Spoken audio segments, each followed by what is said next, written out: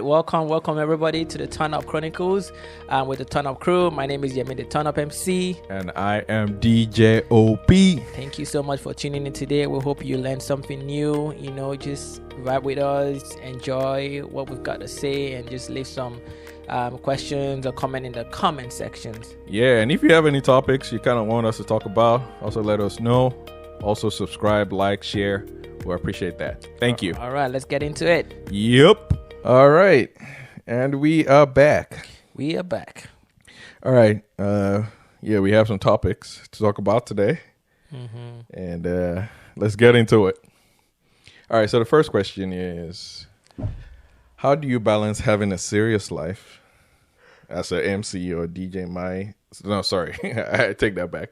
How do you balance having a serious life and doing your side gig, and doing this MCing or DJing on the side? How do you balance that? And what are some tips you have to balance that? Oh, okay. Well, I guess disclaimer for people that don't know, this is not being an MC or DJ is not a full-time job. Exactly.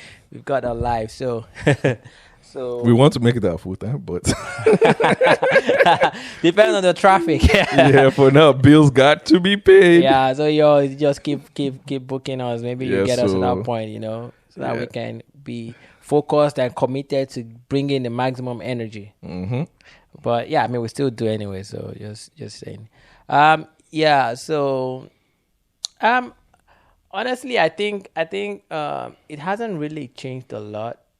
For me, I think most people, when people find out that I'm MC and they haven't seen that side of me yet, mm-hmm. and we've just been talking and chatting and things like that, they don't find it hard to believe. And that's not me blowing my trumpet or something. It's just kind of like, I think this is just me. I'm always, maybe when you talk to people that know me or close to me, I've always been this social butterfly thing. Getting to meet people, talking to people has always been my thing. I enjoy doing it. So it was not really a deviation from my personality. So I had a title to it, but it's always been who I am. So yeah. So it hasn't really changed at all. But when it's work, it's game time. Yeah. But it hasn't really changed. But what about you? Yeah, for me it's a little bit different because like in the job I do, I'm an engineer. I've been doing that for 9 years. But in the job I do, like a lot of serious things are going on. What is that supposed to mean? No, serious things are not going on. No. You don't get, like, a lot of serious things are going on. Engineers don't even have time to like socialize. I'm an engineer too. What are you saying? What are you saying? I'm an engineer. I'm a biological engineer. I didn't even mean it like that. But like for me, and I'm not unlike Yemi, I'm not like very social. Like the only time I'm social is like if I like you already. Like if I'm just like, usually when I walk into a room, I'm not the person that you'll be seeing everywhere. I stay in my own lane. I study people a lot, and then I decide whether or not I like them. And if I like them, I can start talking to them. So like for me at work, I'm very quiet. Like it's just like with the people I like, I talk to them, but like I'm really quiet and I stick to myself. So unlike you, a lot of people find it hard to believe that I'm a DJ on the side. Like some of my coworkers, they've gone and stalked me online. And, literally just Google DJ Opey and you see everything that you need to see. And they stalk me online and be like, I can't picture that you're this serious person at work. And then on the weekend, you're this other person that we don't recognize. Because like when we're DJing and MC, we are very active. Yeah. We're engaging people. We're doing dances. We're doing so much. So for me, it's quite tough because like I travel for work and I travel for DJing as well. Mm-hmm. So I'll travel Monday, come back Thursday or Friday morning, and then I'll have a wedding Friday night or Saturday morning. And I'm going right into DJing. I do the DJing on Saturday. I do church on Sunday. And then I'm back to traveling again on Monday. So like I have to switch my mindset every time. And sometimes it's usually hard because, like, especially when I'm going from DJing to work. No work to DJing. That one is easy. Yeah. But DJing back to work is usually tough because I'm like living this fun atmosphere. Yeah, you have to tone it down. And I'm like, oh my Lord, this report is due. Something. I need to go. Lord, that part is usually hard. I need to like turn it off and like reframe my mind to like we're going back to work where we have to get this done. We have to be talking all these corporates, team meetings and all of that. So like for me, it's quite tough. And I really want to get to the point where, you know, I can just DJ or do the things that I like to do and get very well compensated for it to where I don't have to depend on my job so that I can do it full time. Yeah. Yeah. So that's the goal. Yeah, that's the goal. Please, like, once again, book us. Book us. We'll keep plugging ourselves. It's our podcast. So we can do whatever we want. Yeah. So the next question is, this is a really nice question, and is, how has your faith affected your creativity with your craft? It's a really good one. Yeah, that's a really good question. Yeah, I struggle with this one. That's a really good question. Yeah, I think that question will be more for you. Yeah. Yeah, but for in my because I mean I also have I have some of that too as well, because sometimes people look at you as being because it's hard being an MC and also being a strong Christian, a believer and everything like that, because number one, you're hyping people up to dance, and most of those songs they're not true. Actually, you face yeah, that. exactly. I face that too. Exactly. Yeah, I want to know what you think. I always struggle with this one. Yeah, because one time you're MCing, you're hyping people up to dance to the video, and the other time you're leading testimony in church. Yep. or giving someone. You're giving someone in church. Yeah. So, it's hard. It's hard. You know, I don't convince anybody. You know, I mean, salvation or Christianity has always been a personal thing, but at the same time, I try to do the barest minimum that, you know, aside from events, I don't really go out that much. Mostly family. I don't really go out that much, and you won't find me in awkward places anymore. So I mean, don't smoke, I don't drink, so it'll be the only thing you can pick out from me now would be like I MC events, and I'm like, at the same time, I'm like, yeah, it's a hard terrain to. I can't sit here and tell you, there's nothing wrong with doing whatever stuff. I'm not singing some, but at the same time, I'm like, there's songs. Everybody wants to have a good time.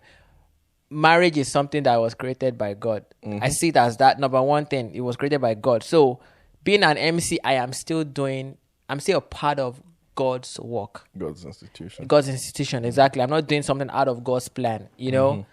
And if I'm being very, very, very, very practical, there was no template on how a wedding should be performed in the Bible.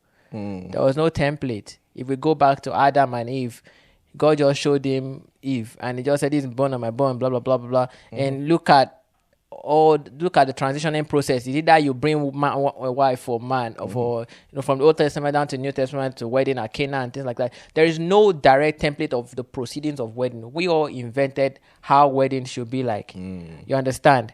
We don't know in those days. Do we know the songs that we were singing at the weddings? Yeah.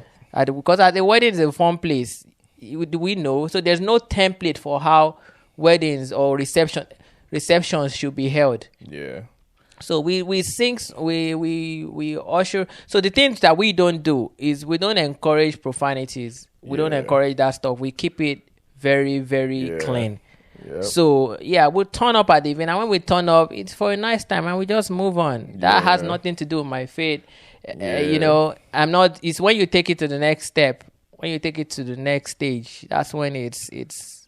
I feel that's what my feel. So I don't have too much conviction about, or too much guilt about being an MC because I feel like I'm still in that institution promoting God's desire. I have guilt too.